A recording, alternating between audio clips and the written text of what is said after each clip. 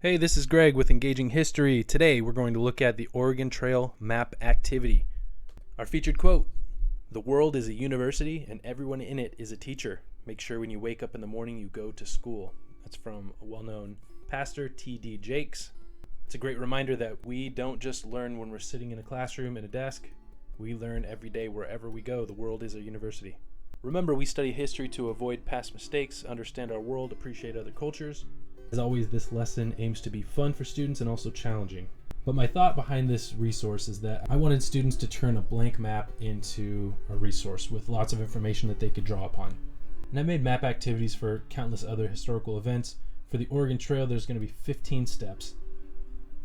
In each of the 15 steps, students would put an item on the map and then also put a fact in the column on the right.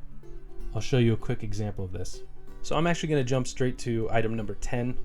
And for that, I'll ask students to put Willamette Valley as a common destination. They'll put that on the map and they'll write in the fact that it's a common destination for travelers going out west.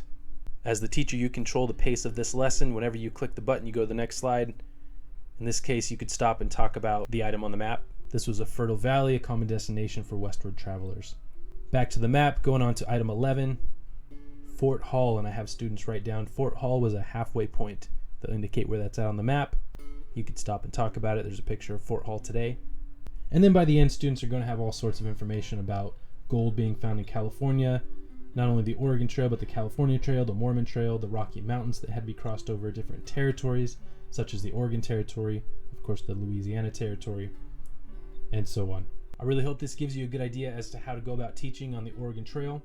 Again, if you're interested in this specific lesson, I will have it linked below. Thanks for watching. Take a minute to like and subscribe.